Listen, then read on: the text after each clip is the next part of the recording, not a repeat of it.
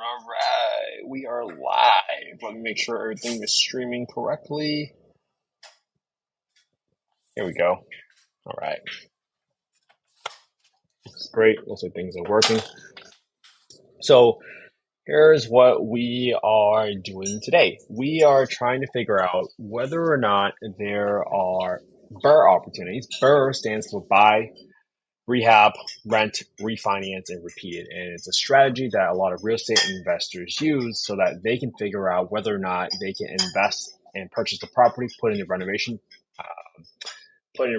into the property, and then get back out all the capital, which essentially, if you could call it a risk-free investment, that's almost like a risk-free investment because you would pull back all your capital, so you don't really have any cash left in the system. But in order to do that, we had to go and look at, hey, what are the ARVs, so the active repair value for these properties? So here's why I am searching for this type of property. So if you go to FMR, right, I am using the BRRRR strategy for Section 8. I am using the BRRRR strategy to figure out what the rents are and where the highest opportunities are. So if you guys know about the 1% rule, then what we're trying to understand is whether or not there is a property that we can buy for $100,000 and rent for approximately $1,000 a month, hence the 1% rule. Now, I've been looking at this area called Florida, and you've been following me for the past couple of days. You would see that we were looking at this area specifically because the rents are pretty high and that the ARVs are actually there. So there are some good opportunities here in this small little area of Florida where the crime score has been a little bit low. It's in this little area, but then there's also a bunch of little shops over here. I'm going to show you guys on Google Maps a little bit later. So I'm looking for BRRRR opportunities. But in order to do that, I need to do some market research, which means I need to kind of note to myself, what are all of my comps in this area based off of bed, bath, square foot, gear built, and stuff like that. So when you are looking for a property that you want to rehab and put in a certain amount of budget, so you can figure out whether or not there's opportunity to put back out of capital, you really need to understand, like, hey, where are the comps? Usually, as you want comps that are recently sold, 3 months is ideal, but 6 months is okay if you're looking for a comp that doesn't have something perfect. Now, what I have done is this is how a lot of people do comps. Like generally, they try to stick with the same neighborhood. So whenever in Florissant, you see this big route, right? Big intersection. I generally try to stay in the same neighborhoods. So within that neighborhood, I'm looking at properties that are above north of Highway 67, and I'm looking at properties south of Highway 67. And then I'm breaking them apart into, hey, what are my renovated properties and what are my not renovated properties that have sold? And I try to make some notes to myself. Now, let's go through one together. So let's say I'm looking at 63031, and I'm looking here because the 3-bedroom rent is 1810 and the 4-bedroom rent is 2100. This is the ceiling rent that you can obtain for your property. Typically, you might get like 90% of that, or you would probably put this into the affordablehousing.com and try to figure out what's the market rent for this property. So if I looked at, let's say, this property that is a 4-bed, 1.5 bath, let's see, this was above North Highway 67. This closed for 124,500, and you can kind of see like it's a little dark. Just the bathroom definitely needs a full reglaze, and you must have just retile the entire bathroom. Some missing stuff here. Don't know what the issues are going on with the home, but hey, it's a decent home that you can probably put some cosmetic rehab in there. And what I want to try to figure out is like, hey, how much is rent here? Okay. Just to see if there's opportunities. 1793, that's great. So they're saying the market rent for 25 units within a 1.3 mile radius of this property is 1793. The ceiling rent is 2100. So cool. There is some buffer. There is some room for additional rents in this area because they just released the 2024 numbers in this market. So I'm going to go ahead and figure out like, well, can I actually get a property to be worth X amount of dollars in order for me to pull back out of my capital? So today, early this morning, we underwrote a property together, but this part of the day, I'm actually coming here and I'm going to show you the manual way of doing it. Now, my buddy Shad, he has developed a tool to comp all these properties in a much more faster way. But for those of you that don't have access to those resources, this is why I'm doing the manual way. Just because you don't have all the tech in the world does not mean you can't be successful. So this is why I'm going about it and doing a little bit of manual so that anyone can do this.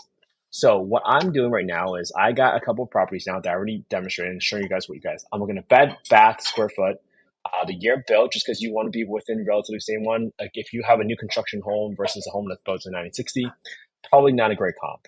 Then you look at the price per square foot and you try to figure out like, hey, why was this home sold recently at $113 a square foot, and why was this home sold at 160? Right? There are some anomalies here, so these could be when you think about how we underwrite. We look at the ranges by which we try to figure out what the opportunity is. Like, what's my best case scenario ARV?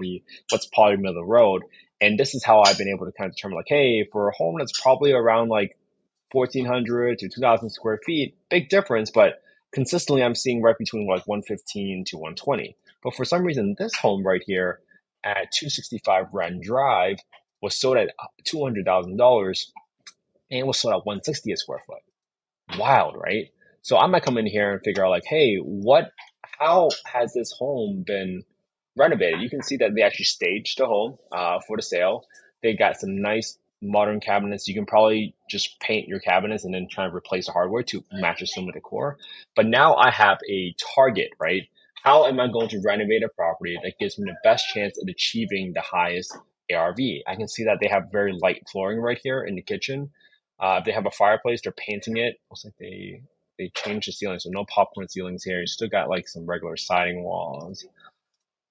And they renovated the bathroom completely with this type of finish. So now I am getting inspiration, right? If I am trying to renovate a property, this might be the approach I take. Some light wood color for the property, and the basement, the ceiling doesn't matter clearly, but this gives you a sense of what's happening in this market, and they kept it well trimmed. So what's the lot size there? 9,200 square feet. So pretty large size, but $160 foot, that was much, much higher than everything else that I've seen. So I'm coming in here and I like to look for at least another SOCOM that is under 1,500 square feet. And I want to look at properties that are north of Route 67. So let me pick this one. Let me pick just a 3-bedroom property, so we can all be on the same page. And if you remember yesterday, we're looking at properties right around this area, which is slightly lower. So I'm just going to click around and try to figure out like, hey, where are some properties that have recently been renovated? This looks like a semi-decent property.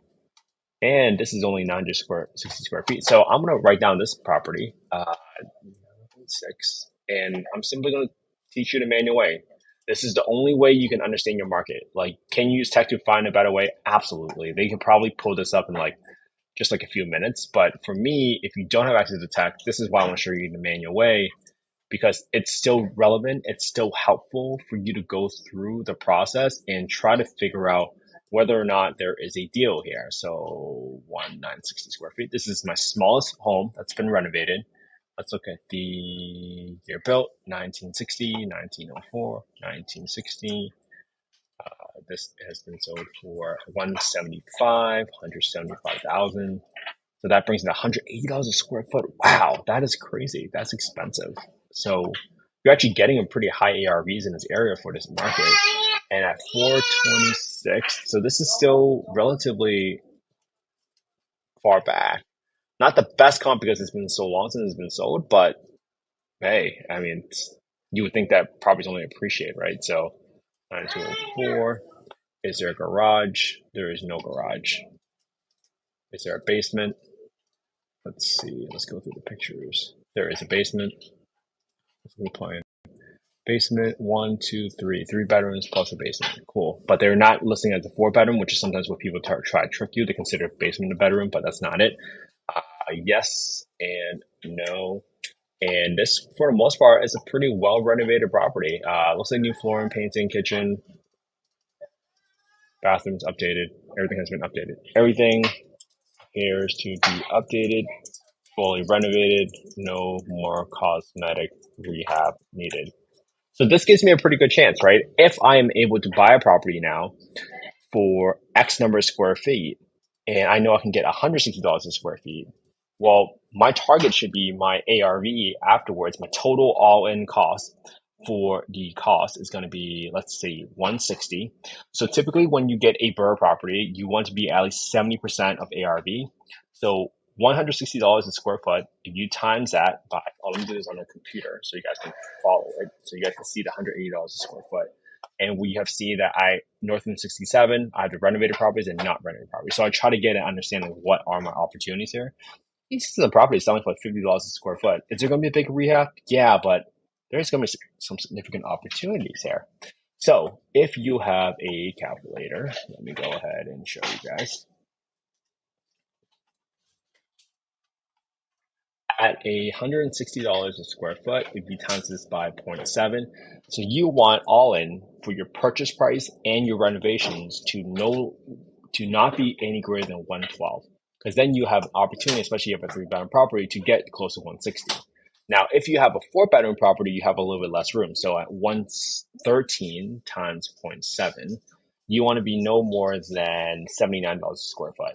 So if you buy a 4-bedroom property, like right around here, right, $65.12, you might think like, hey, can I buy this property at $65 a square foot?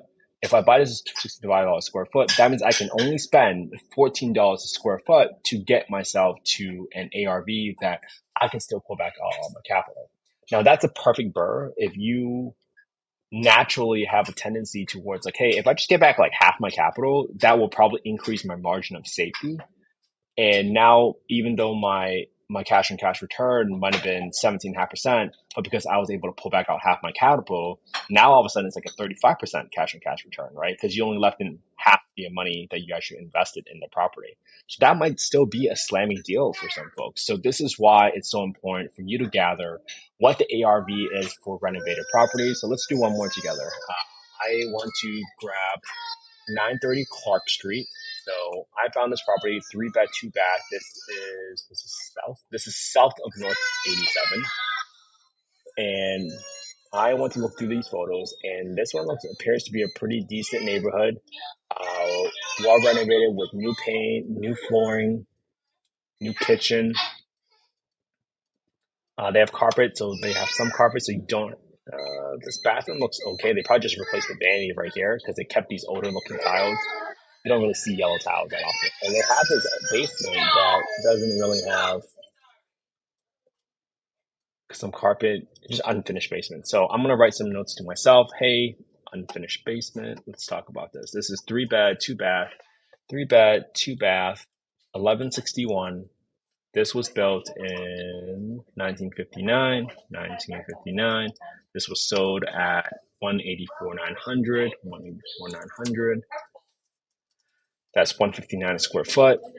This was sold in August 8th, so still a relatively good comp. 1151 with a lot size 8276. So you can see that the lot sizes are within like almost 10% of each other. Is there any deep garage? No.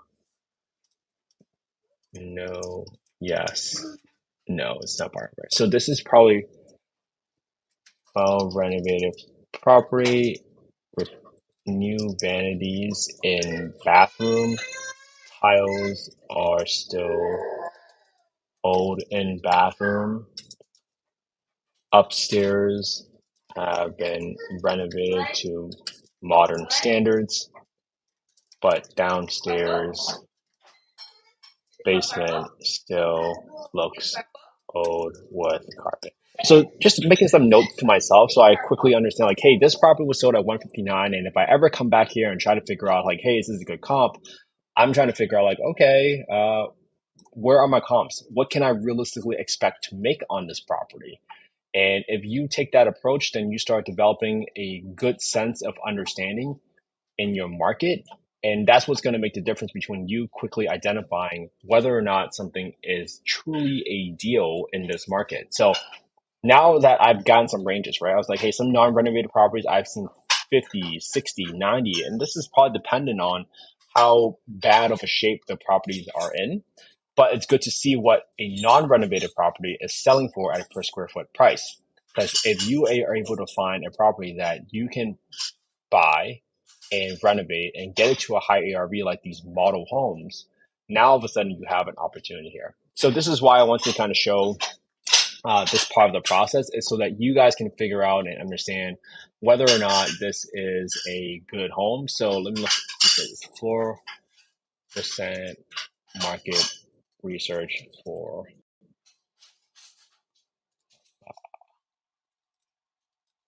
ARV 10, 11, 23.